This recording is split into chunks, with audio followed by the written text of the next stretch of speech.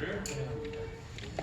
기본교리 제4장 아들 하나님 배우고 있습니다. 오늘 새벽에 했던 내용들을 다시 한번 복습을 해보도록 하겠습니다.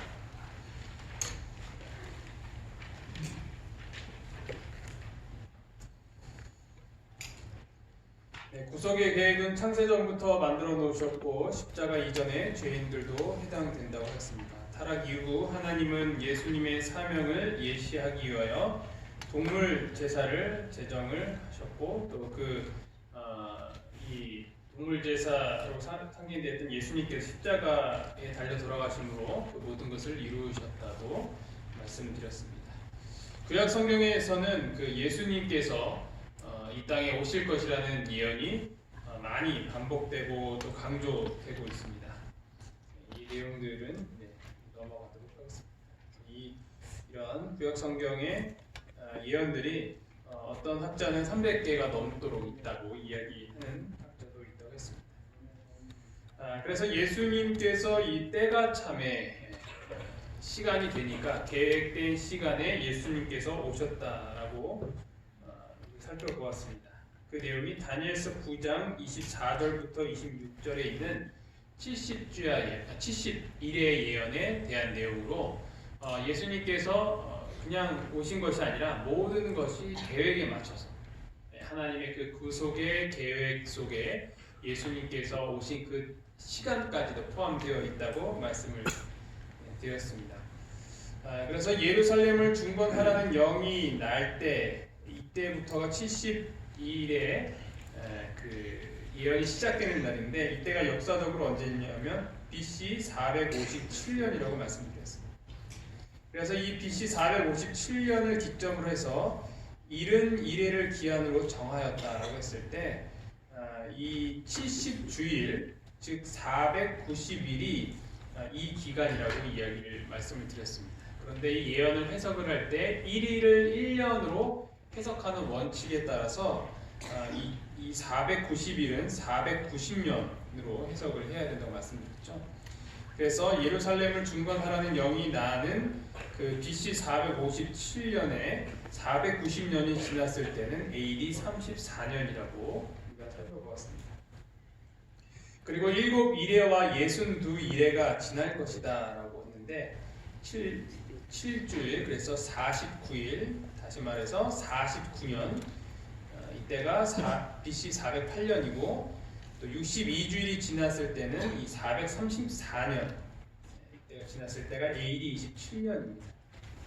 이때가 바로 기름 부음을 받은 자 곧 왕이 일어나겠다라고 한 이 AD 27년에는 예수님께서 침례를 받으심으로 공생애가 시작된 그 이야기가 역사적인 내용을 우리가 확인할 수 있었습니다.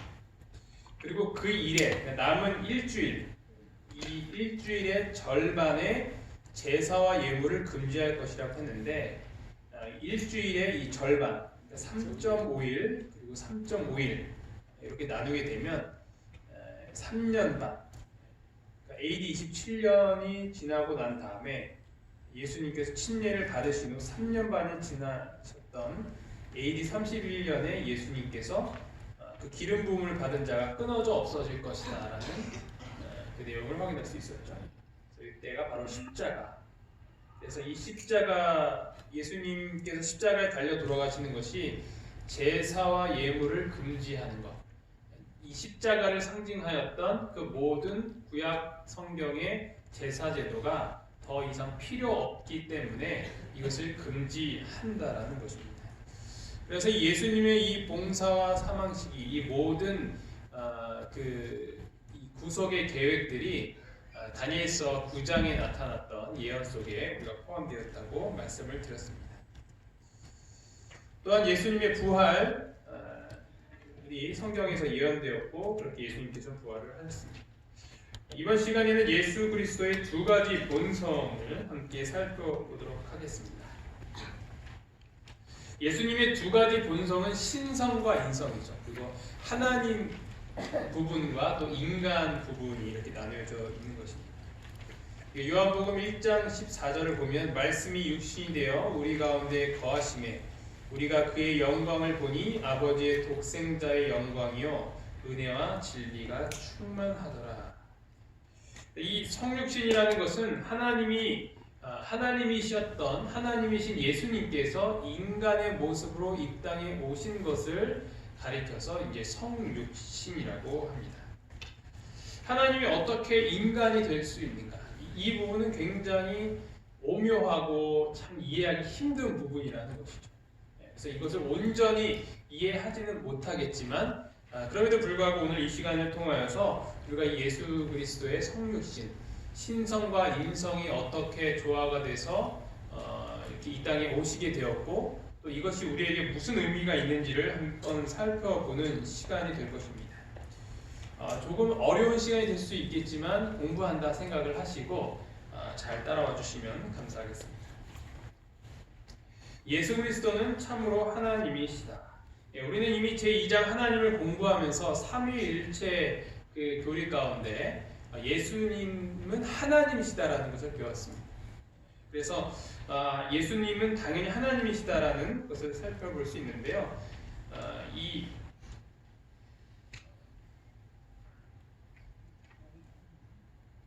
구속의 신적 속성들이 아니고 그분의 신적 속성들이죠. 네, 제가 잘못 썼네요. 그 예수님이 하나님이시라는 그 속성이 어떤 것인가? 첫 번째는 전능이죠. 하나님 아버지께서 예수님께 하늘과 땅의 모든 권세를 주셨고 그분은 전능하신 하나님이십니다. 전지 그분 안에 지혜와 지식의 모든 보화가 감추어져 있느니라. 그리고 편재성 어디든지 함께 하시는 것이죠. 볼지어다 내가 세상 끝날까지 너희와 항상 함께 있으리라. 두세 사람이 내 이름으로 모인 곳에는 나도 그들 중에 있느니라. 그 다음으로는 불변성입니다. 예수 그리스도는 어제나 오늘이나 영원토록 동일하시니라. 자존성입니다. 그 안에 생명이 있었으니 이 생명은 사람들의 빛이다. 이 예수님 안에 생명이 있다라는 것이죠. 그리고 거룩함입니다. 성령이 내게 임하시고 지극히 높으신 이의 능력이 너를 덮으시리니 이러므로 나실 바 거룩한 자는 하나님의 아들이라 일컬으리라.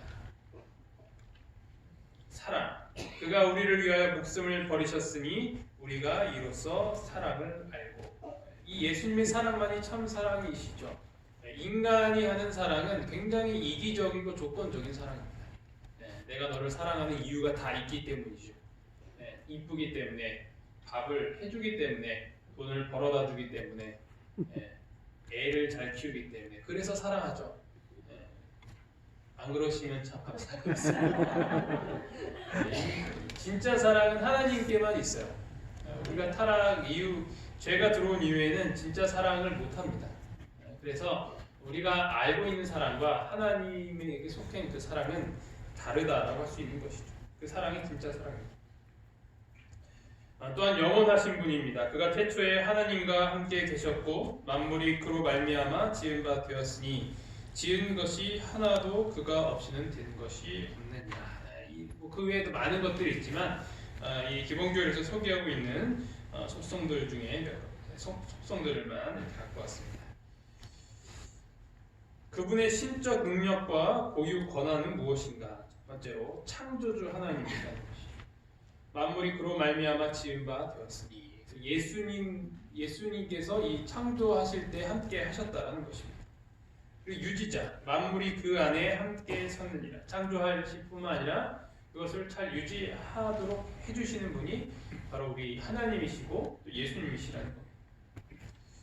또한 우리에게 부활의 능력을 주시며 또 심판하시는 분이 바로 예수님이시다라는 이 마태복음에 있는 내용들을 확인을 할 수 있습니다.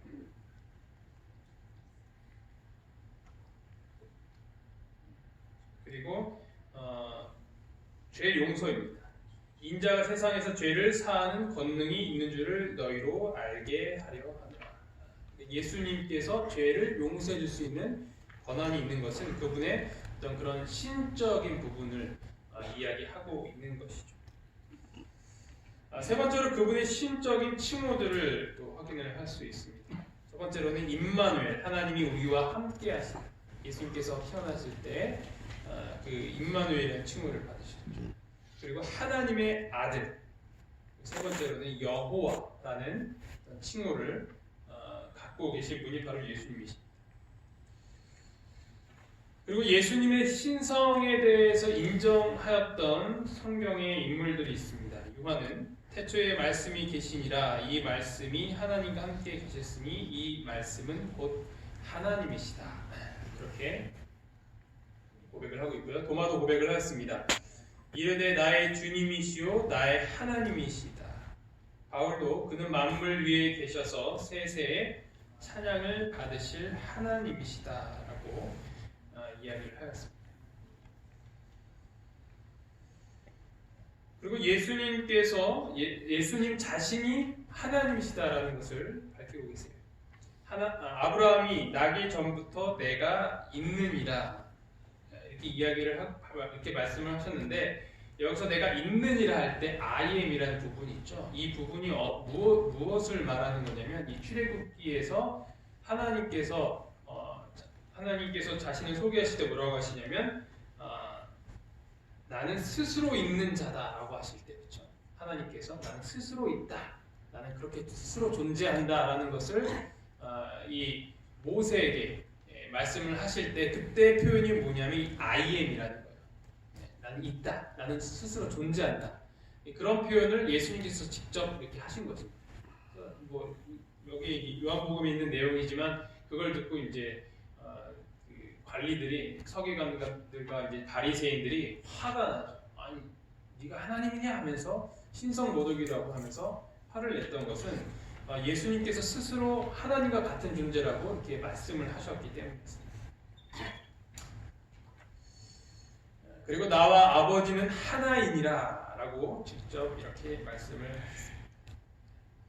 그래서 우리가 예수님에 대해서 어떤 그 인물에 대해서 생각을 해볼 때, 우리가 그 예수님을 뭐 4대 성인이다 이렇게 말씀을 하시잖아요.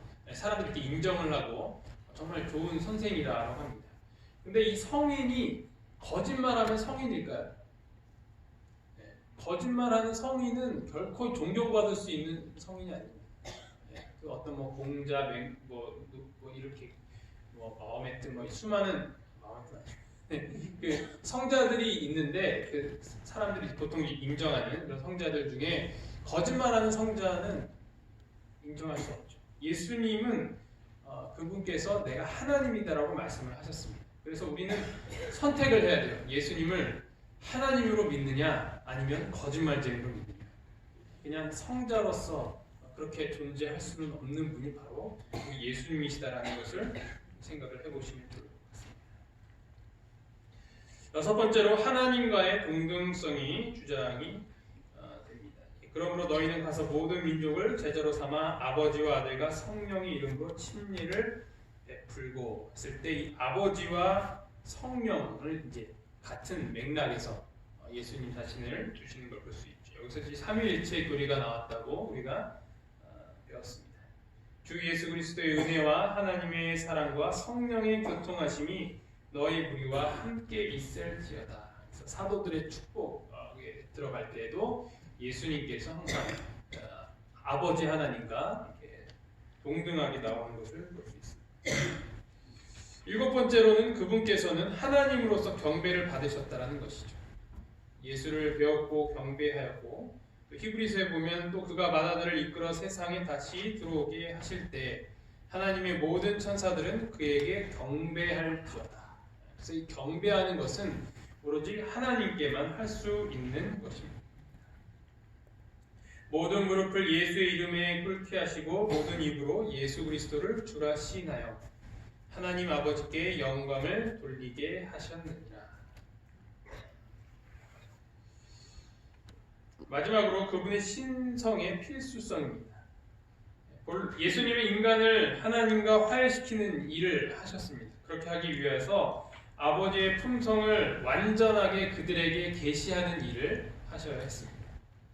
본래 하나님을 본 사람이 없으되 아버지 품속에 있는 독생하신 하나님이 나타내셨느니라. 그래서 예수님께서는 그 인간과 하나님을 화해시키기 위해서 이 하나님의 모습을 예수 그리스도를 통해서 보여주신 것입니다. 예수님께서 기적을 행하신 이유는 바로 이 하나님의 사랑을 사람들에게 보여주시기 위함이었던 것입니다. 온 무리가 예수를 만지려고 힘쓰니 이는 능력이 예수께로부터 나와서 모든 사람을 낫게 함이러라. 예수님께서는 어떤 자신의 개인적인 고난이나 필요성을 위해서 어떤 그런 기적을 일으키시거나 그렇게 하지 않았다는 것입니다. 그분께서 하셨던 그런 모든 일들은 하나님의 사랑을 나타내고 또 사람들에게 그것을 체험하도록 하기 위하여서 그렇게 하셨다는 것입니다. 그래서 예수님의 그 신성의 모습, 예수님은 참 하나님이시다라는 것을 우리가 기억을 해야 합니다. 지금까지 어떤 그런 수많은 논란들이 있어요. 예수님의 신성과 인성에 대해서. 그것이 왜 그렇게 논란이 되냐 하면 일단 이해하기 힘들고 또한 예수님을 어떤 하나님으로서 인정하지 않으려는 그런 시도들이 있었다라는 것이죠. 실제로 그런 자들이 이단으로 많이 정죄가 되었습니다. 교회 역사적으로 하나님을 어떤 피조물로 본다라든지 하나님보다 더 낮은 어떤 그 위격이 좀 더 이렇게 아래에 있는 듯한 그런 표현을 씀으로 인하여서 예수 그리스도의 신성을 무시하려고 했었다라는 것입니다. 하지만 예수님이 하나님이 아니시라면 그분은 우리의 또한 구속주가 되시지 못한다라는 사실을 기억을 해야 한다는 것이죠. 그래서 이 부분이 굉장히 중요한 부분입니다. 우리는 이미 삼위 하나님을 배우면서 당연히 예수님은 하나님이시지라는 것을 이렇게 알고 있지만 이것을 그대로 우리 마음 가운데 잘 새기는 일은 굉장히 중요하다라는 것입니다. 그리고 두 번째로 예수 그리스도는 참으로 인간이시다라는 내용입니다. 그분은 인간으로서 탄생을 하셨습니다. 말씀이 육신이 되어 우리 가운데 거하셨다. 그래서 육신으로 오셨다라는 것이죠. 육신이라는 말이 바로 인간 본성을 이야기합니다. 이것은 하늘 본성보다 하나님의 그 신적 본성보다 열등한 본성을 의미합니다. 왜냐하면 여자에게서 나셨고 또한 그 사람의 모습의 형체로서 이렇게 나타나셨기 때문에 이것은 신의 모습이 아니라 바로 인간의 모습으로 오셨다라는 것입니다. 그리고 그분은 우리와 똑같이 어릴 때부터 그 인간적인 성장을 이루시면서 자라나셨고요.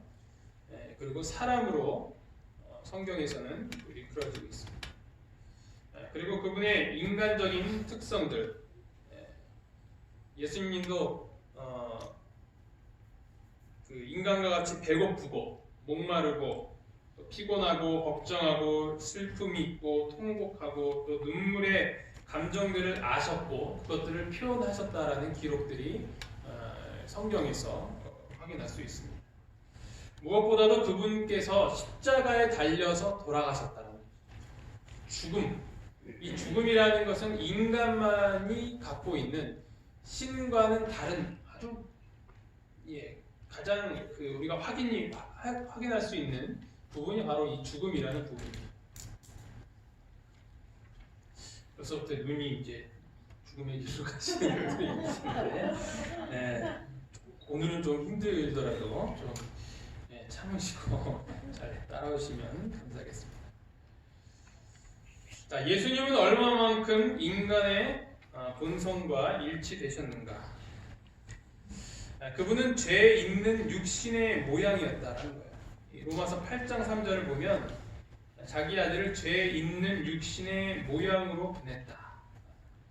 그래서 여기서 이제 죄 있는 육신의 모양이셨다라는 것은 그 모양이 죄로 인하여서 연약해진 그 인간의 모습, 육신의 그 모습만이라는 거예요.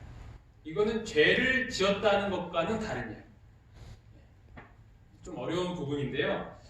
히브리서 4장 15절을 보면 모든 일에 우리와 똑같이 시험을 받으신 이로되 죄는 없으시니라.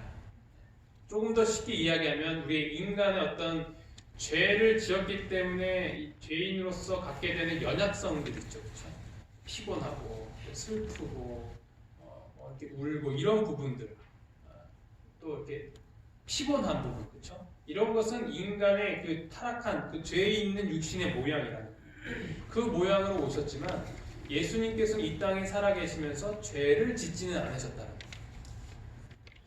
그냥 그렇게만 알고 계셔도 돼요. 왜냐하면 이것으로 인해서 엄청난 논란이 있습니다. 이게 인간의 그러니까 예수님의 어떤 인성의 모습, 그분이 죄를 지었다 안 지었다, 죄 있는 육신의 모양의 정의가 무엇이냐면서 수많은 논란들이 있었고 우리 교회 재림교회에서도 이것으로 인해서 아주 곤욕을 많이 치렀습니다. 하지만 중요한 것 두 가지만 아시면 돼요. 죄 있는 육신의 모양은 그런 어떤 인간의 연약성을 갖고 있는 것이지만 결코 예수님은 죄를 짓지 않으셨다. 이것만 기억을 하시면 됩니다. 그것이 왜 중요한지 또 말씀을 드리도록 하겠습니다. 예수님은 얼마만큼 인간의 본성과 일치되셨는가에 대한 두 번째, 그분은 둘째 아담이셨다. 기록된 바 첫사람 아담은 생명이 되었다 함과 같이 마지막 아담은 살려주는 영이 되었다. 첫째 아담은 인류의 시작이었지만 그가 죽음으로 이끈 인간의 운명을 이 둘째 아담이신 예수 그리스도께서 생명을 다시 주셨다는 거예요. 이 첫째 아담은 이 둘째 아담과 비교가 되는 부분입니다. 둘째 아담은 예수님을 이야기하고 있는 것입니다.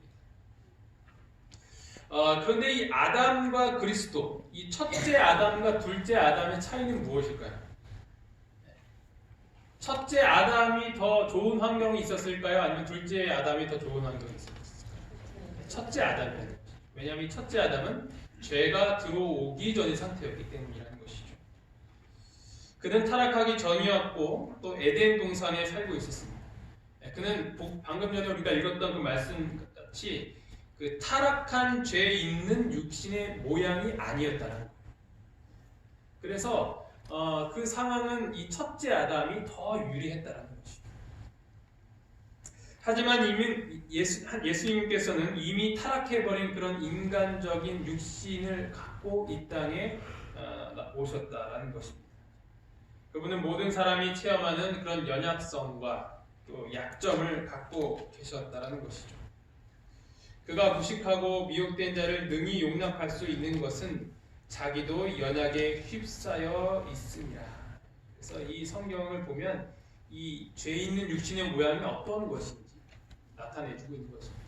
첫째 아담은 정말 완벽한 그 자체였지만 둘째 아담은 그 연약성을 갖고 있는 죄 있는 육신의 모양을 갖고 예수님께서 오셨다는 것이죠. 물론 예수님은 죄를 짓지 않으셨습니다.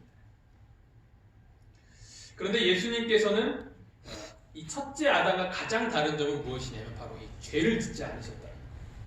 첫째 아담은 모든 것이 완벽한 상황 가운데서도 죄를 지었지만 예수님은 우리와 똑같은 그런 죄 있는 육신의 모양으로 오셨지만 죄를 짓지 않으셨다는 것이죠. 이것은 우리에게 희망이 되는 것이죠. 소망이 되는 것이죠. 무엇이냐면 우리도 죄를 짓지 않을 수 있다라는 것입니다. 세 번째로 그분은 시험을 겪으셨습니다. 모든 일에 우리와 똑같이 시험을 받으신 이라고 설명을 하고 있습니다. 그분이와 우리와 똑같이 시험을 받으셨다는 것은 그분이 인간의 본성을 가지신 분이다라는 것을 드러내주고 있는 것입니다. 왜냐하면 죄를 지을 수 없는 존재는 누구밖에 없냐면 하나님밖에 없어요. 심지어 누구도 죄를 지었어요? 천사도 죄를 지었어요. 하나님께서 만드신 모든 피조물들은 죄를 지을 수밖에 없는 상태였다는 거죠. 예수님도 넘어질 수 있는 그러한 시험을 받으셨다는 것은 그분도 우리와 같은 성정을 갖고 있는 그런 인간의 모습으로 오셨다는 것을 보여주는 것이죠. 하지만 그분의 시험의 종류는 우리가 당하는 시험과는 달라요. 여러분이 지금 유혹이 되는 게 어떤 것이냐? 예수님도 저녁에 막 야식이 땡기실까요? 아니겠죠. 담배를 막 피우고 싶은 막 유혹이 있으실까요, 예수님이? 누구를 막 죽이고 싶은 막 살인 충동에 대한 유혹이 있으시고, 뭐 훔치고 싶은. 그래서 예수님의 그런 유혹의 종류는 우리의 유혹의 종류와는 달라요. 그분이 어떤 유혹을 그 받으셨는지는 그 사단이 광야에서 그분에게 하였던 그런 세 가지 시험을 보면 알 수 있는 것입니다. 그것은 하나님을 의지하지 않고 자신의 그런 신적인 능력을 행한다라든지, 그 하나님과 별개로 그 하나님을 의지하지 않고 하나님 뜻대로 하지 않으려는 그런 모습들, 그런 그 예수님의 사명을 그래서 포기하려고 하는 그런 유혹들, 그런 종류를 이야기하고 있습니다. 우리와는 차원이 다른 그런 유혹이었다는 것입니다. 하지만 분명히 예수님도 우리와 같은 시험을 받으셨다라고 성경에서 설명하고 있습니다. 그러나 예수님은 이 모든 시험에서 이기셨고 또 그래서 우리의 모본이 되시는 것입니다. 우리도 예수님과 같이 이 시험을 이길 수 있다는 소망을 주신 것입니다. 그리고 시험을 당하는 인간의 그 연약성을 동정하실 수 있는 분이 누구시냐면 바로 예수님이세요. 예수님이 하나님으로서만 계속 계셨더라면 물론 우리의 처지를 아시지만 신으로서 우리의 처지를 이해하시는 것과 직접 우리와 같은 모습을 오셔서 이해하시는 것은 우리 입장에서 굉장히 다르게 다가오는 것이죠. 우리 환우분들께서 이곳에 오시면서 위로를 받으시는 것 중에 하나는 무엇이냐면 같은 상황 가운데 있는 또 다른 환우들과 이야기하시면서 마음을 나누시기 때문에 거기서 그런 동정과 또 위로를 받으시지 않습니까? 마찬가지로 하나님께서 우리에게 그런 위로를 주고 싶으시기 때문에 인간의 모습으로 오셨다는 그것이 중요한 포인트라는 거예요. 왜 우리가 예수님은 신성과 인성을 갖고 계신 분인가? 그리고 그 인성은 과연 죄를 지을 수 있는 인성인가? 지을 수 없는 인성인가? 죄를 지었던 인성인가? 아닌가? 이런 부분들은 바로 우리가 이 죄인으로서 이 시대를 살아가는 그런 상황 가운데서 우리에게 어떤 위로와 또 동정이 있는지를 확인해 줄 수 있는 것입니다. 그가 시험을 받아 고난을 당하셨은즉 시험받는 자들을 능히 도우실 수 있느니라. 물론 하나님께서 우리에게 도움을 주시죠. 그렇지만 시험을 받으신 분으로서 우리에게 도움을 주시는 것과 그냥 그런 것과 무관하게 완벽한 신으로서 도움을 주시는 것과 우리에게 다가오는 그러한 것은 다르다는 것입니다.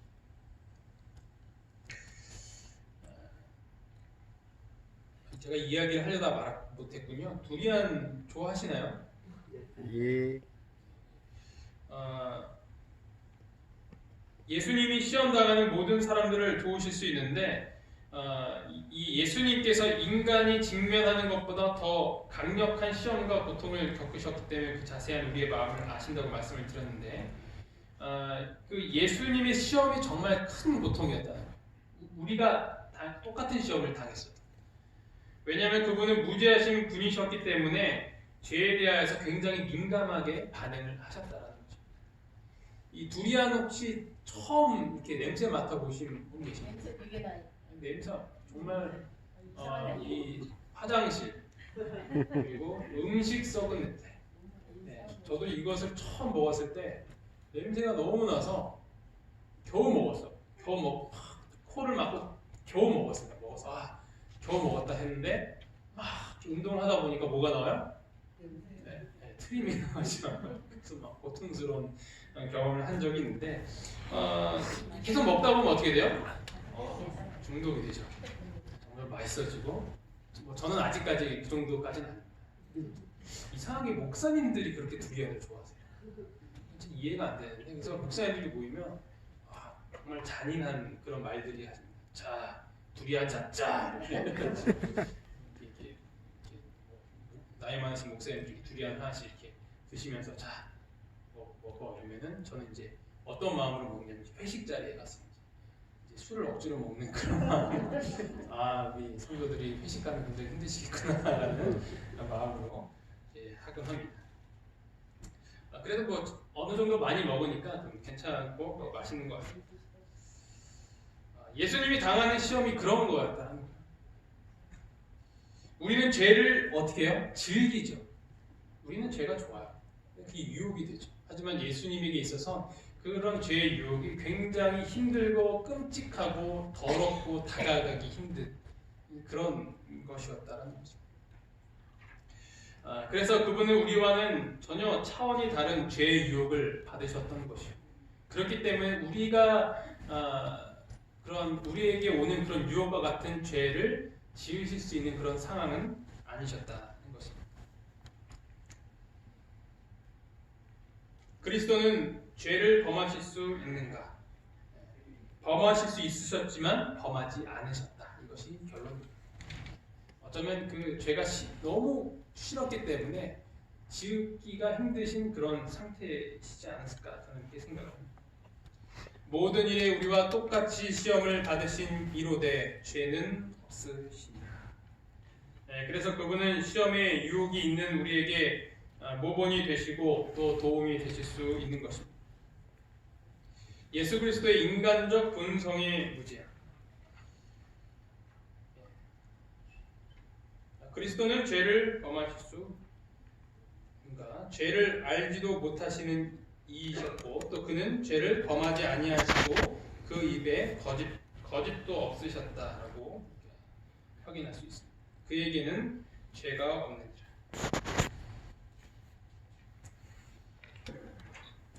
마지막으로 그리스도께서 인간의 본성을 취하셔야 할 필요성이 무엇인가? 첫 번째, 인류를 위한 대제사장이 되시기 위하여.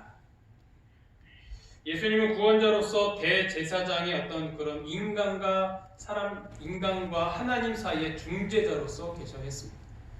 그러기 위해서는 하늘 대제사장의 그런 자격을 취하셔야 되는데 그러기 위해서는 인간의 모습으로 계셨어야 된다는 것. 이것은 나중에 또 추가적으로 또 하늘 대제사장에 대한 내용을 공부할 때 더 깊이 알아보도록 하겠습니다. 두 번째, 가장 타락한 인간까지도 구원하시기 위하였습니다. 물에 빠진 사람을 구하기 위해서는 어떻게 해야 돼요? 물에 들어가야 되죠. 그분은 우리를 구하시기 위하여서 우리에게 오셨다라는 것입니다. 세 번째, 당신의 생명을 세상의 죄를 위해 주시기 위하여서이기 때문입니다. 신적인 본성, 신적 본성을 갖고는 죽을 수 없습니다. 인성을 갖고 있어야 죽을 수 있다는 것이죠. 죽기 위하여 인간의 본성을 취하셨다는 것입니다. 네 번째로 우리의 모본이 되시기 위하여서입니다. 예수님은 인간의 본성을 갖고 계셨음에도 불구하고 죄를 짓지 않은 생애를 사셨습니다. 이것은 우리도 죄를 짓지 않고 예수님을 따라 그렇게 살아갈 수 있다는 소망을 주시는 것입니다. 죄인이기 때문에 죄를 안 지을 수 없다고 스스로 정당화하지 마시기 바랍니다. 우리도 죄를 안 지을 수 있어요.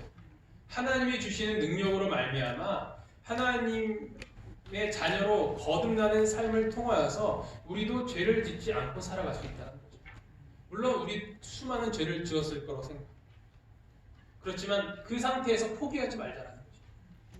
예수님께서 죄를 짓지 않으시고 무죄한 생애를 사셨던 것처럼 오늘 하루라도 나는 무죄한 이 하루를 살 수 있다라는 믿음을 꼭 가지시기를 간절히 바랍니다. 아멘. 내가 너희에게 행한 것 같이 너희도 행하게 하려 하여 본을 보여주라. 우리에게 본을 보여주시기 위해서 예수님께서는 그렇게 사셨던 것입니다. 이를 위하여 너희가 부르심을 받았으니 그리스도도 너희를 위하여 고난을 받으사 너희에게 본을 끼쳐 그 자취를 따라오게 하려 하셨느니라. 나도 죄를 짓지 않은 삶을 살았으니까 너도 그러한 삶을 살아. 너의 그런 고통과 모든 상황들을 내가 이해한다. 그러니 나를 보고 따라, 나를 바라보고 그렇게 나를 닮으라라고 예수님께서는 말씀하시는 것입니다.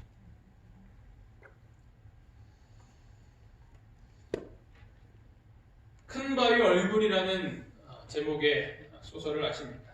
미국의 어떤 한 작은 마을을 소개하면서 이 동화는 시작이 됩니다. 이곳에는 큰 바의 얼굴이라 불리는 거대한 얼굴 모양의 바위산이 있습니다. 주인공인 이 어니스트는 어린 시절부터 이 바위산을 보고 자랐으며 어머니로부터 언젠가 저 바위산과 닮은 얼굴에 위대한 인물이 등장할 것이라는 전설을 굳게 믿으면서 자라나게 됩니다. 그는 어린 시절부터 청년, 장년 그리고 노년에 이르기까지 이 큰 바위 얼굴과 같은 사람이 나기를 기대하면서 그 사람들을 찾아 나서기 시작합니다. 그는 평생을 살면서 3명을 만나게 되는데 그들은 재력가, 장군, 그리고 정치가였습니다. 그러나 그들은 이 어니스트의 기대와 달리 큰 바위의 얼굴과 같은 사람이 아니었고 그래서 그는 실망을 하게 됩니다. 노년기에 들어선 어니스트는 목수 일을 아들에게 맡기고 사람들을 깨우치는 설교가가 되었습니다. 그는 이번에는 어떤 한 시인을 만나게 되는데 그가 혹시 큰 바위 얼굴과 같은 사람은 아닐까 기대했지만 역시나 그도 그의 기대와는 다른 사람임을 발견하게 되었습니다. 어느 날 이 시인은 어니스트의 설교를 들으러 갔다가 어니스트가 곧 큰 바위 얼굴과 같은 그런 인물임을 알게 됩니다. 이 시인은 그 순간 이 어니스트야말로 큰 바위 얼굴과 같은 사람이 아니냐며 소리쳤고 거기에 있던 수많은 사람들이 이 어니스트를 바라보며 이 어니스트가 바로 이 큰 바위 얼굴과 같은 사람이라는 것을 깨닫고 놀라게 되는 이야기입니다. 따라서 이 어니스트는 자신이 계속 바라보았던 그 큰 바위 얼굴이 결국 자신의 그 모습을 꼴지은 것을 보게 되는 것입니다.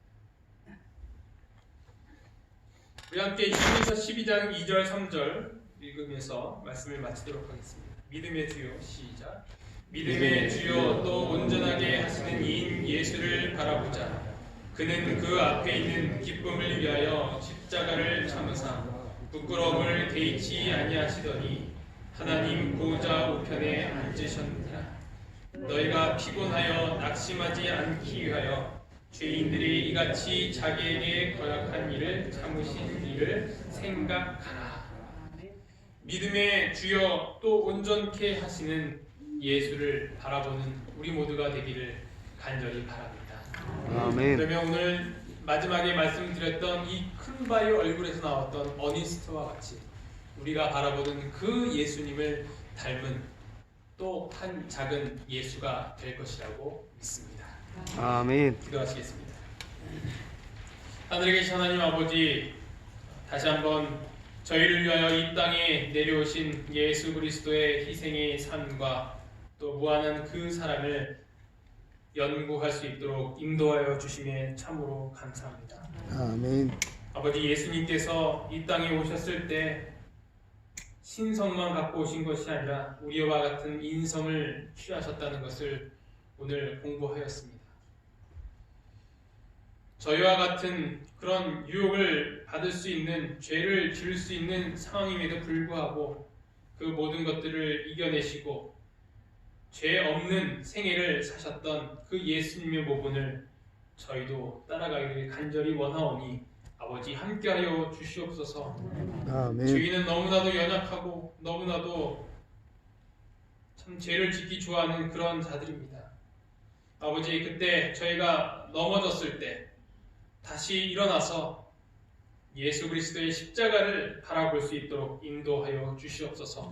아멘. 좌절하지 않고 예수님과 같은 삶을 살기 위해서 오늘 다시 말씀을 붙들며 살아갈 수 있는 저희 모두가 될 수 있도록 인도하여 주시옵소서. 아멘. 저의 시선을 결단코 예수 외에 다른 것으로 치우치지 않을 수 있도록 저희 믿음에 함께하여 주시기를 간절히 바라오며 이 모든 말씀 예수님의 이름으로 간절히 기도합니다. 아멘.